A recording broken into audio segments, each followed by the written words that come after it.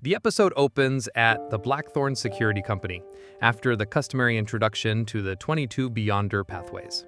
It begins with sequence 9, and as a Beyonder advances, their sequence number decreases, while their power increases. If you're finding the power system a bit confusing, let me know in the comments and I can create a detailed explanation video. At the start, we're reintroduced to the blonde man who was previously pursuing Klein. After an examination of his aura, it's revealed he's a member of the Secret Order, also searching for the Antigonus family notebook. They won't give up easily and plan to send more agents. Dunn gets involved, and soon after, a man arrives to inform them that Klein has discovered a new clue related to the notebook. The team arrives at a crime scene where they find the body of a woman. The sight leaves Klein unsettled, and he's given a potion to calm his nerves. They learn the woman's son, Ray Bieber, is connected to the notebook, making him their next target. A photo of him is found on his mother's coat. As you'll remember from the last episode, Klein Moretti can locate anyone using their personal belongings. Using his divination ability, he places his staff on the photo to locate Bieber. However, the staff quickly goes haywire, nearly striking Klein before Dunn Smith intervenes.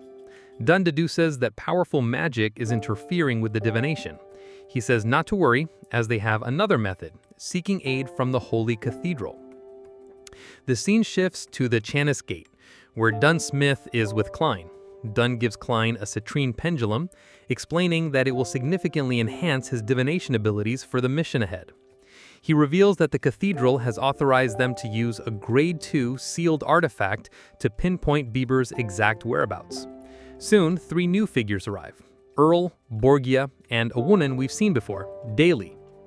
The mission is extremely dangerous, so they are not permitted to bring Klein, who is only a Sequence 9 seer. The artifact in question is the notorious 2049, a dangerous item that was created by the Antigonus family itself, which explains why it's the perfect tool for tracking down a descendant like Ray Bieber. At first, the team is shocked that the Holy Cathedral would even permit its use. To activate the artifact, the team members begin performing a strange, synchronized hand gesture. Klein is confused and wonders to himself, is this artifact considered dangerous because it can kill you with embarrassment? He mimics their actions, and the box containing the artifact begins to open. A small, seemingly cute clown puppet emerges. Klein questions how something so small could be a threat, but he quickly sees its danger as the clown spreads invisible strings throughout the room, which begin to wrap around his neck before he's stopped. The clown then starts chasing Klein, drawn to his connection with the Antigonus notebook. We learn artifact 2049 is incredibly dangerous.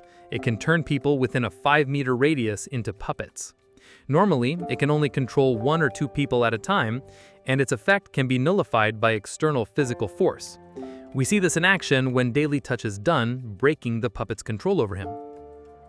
When Bieber's coat is brought forward, 2049 rushes towards it, but is captured. With Bieber's location now known, the team departs. The scene shifts to the dock warehouse, where we see Bieber himself. In a grotesque sequence, the Antigonus notebook merges into his stomach, causing him to transform into a monstrous creature. Observing this is another mysterious figure, with a clown-like appearance, revealed to be a phantom from the Secret Order. Finally, the Nighthawks arrive at the warehouse. Klein uses his citrine pendulum to confirm the danger, and as he does, the warehouse doors burst open, unleashing a sinister red aura that causes the horses to bolt in terror. The transformed Bieber emerges. The team prepares for battle, telling Klein to stay back and protect himself. They open fire, but the monster is incredibly powerful. The entire team, Daly, Dunn Smith, Earl, and the others, unleash their abilities, but not a single spell seems to harm it. Daly is tasked with finding its weakness, while the others try to hold it off, but they are slowly being overwhelmed. As the team is about to be defeated, Klein uses his Nocturnal Slumber ability. 2 enchanted cards fly out and circle the monster, putting it to sleep. This gives Daly the opening she needs to land a devastating final blow, which results in a massive explosion that leaves her severely injured. When the dust settles, Klein once again hears the strange whispers, Hornex, Flagrea. He approaches and finds the Antigonus notebook lying on the ground. Suddenly, the Phantom appears, ready to attack. Dunn shoots in, recognizing him as a phantom. The team opens fire, but he is incredibly fast and dodges every bullet. Dunn orders them to secure artifact 2049. Klein realizes the Phantom is so agile because he anticipates their moves and predetermines his escape path. Thinking strategically, Klein aims where he predicts the Phantom will be, and his shot lands squarely in the Phantom's stomach. The Phantom is shocked but reveals an incredible ability. He can transfer the damage from the wound on his stomach to his hand. Klein realizes his first shot was just a lucky hit. The situation escalates when the suitcase containing artifact 2049 opens. Instead of controlling just one or two people, its power ensnares all the Beyonders, freezing them in place like puppets. Klein, able to retreat into the Divine World, performs a quick divination and confirms it's safe to return. Back in the real world, he finds his teammates frozen. The Phantom confronts him, saying he's taken a liking to Klein and offers him a deal: the secret to advancing to a Sequence 8 seer. He reveals the secret ingredient for the potion: the mutated pituitary gland of a human-faced spider. We see a brief glimpse of one of the Nighthawks, Leonard, whose shadow contains a mysterious entity that remains active despite the artifact's control. Klein now understands the path forward, and he waits for his moment. As the Phantom lunges, Klein grabs his own staff, stunning him. The Phantom has become a puppet himself, having been too close to the artifact. Seizing the opportunity, Klein shoots him first in the neck, then in the head, preventing him from transferring the damage. He notices the secret order's mark on his arm. Even after being shot, the Phantom rises one last time, whispering "Hornax, Flagrea," before finally collapsing. The battle is over. The notebook and artifact 2049 are secured behind the Chanis Gate.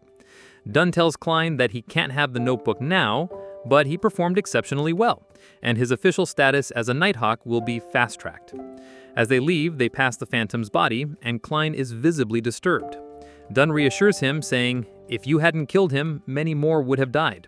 You did the right thing." Klein now knows the key to his next advancement: the Clown Potion. Later, Klein feels his own potion's effects weakening. He realizes he must research the name Hornax, and seeks out someone knowledgeable in history. This leads him to Hoy University to meet his former teacher, Mr. Isaac Eggers. Klein explains the situation, asking about Hornax and the Antigonus family. Mr. Eggers promises to look into it and write to him if he finds anything. As Klein leaves, he offers a cryptic warning: "We are working in a secret organization. Sometimes we get stuck in dark places from which it's difficult to escape. Take care of yourself." After Klein departs, we see a chilling final shot. A mysterious skeleton emerges from Eggers' shadow, suggesting he is far more than a simple history teacher.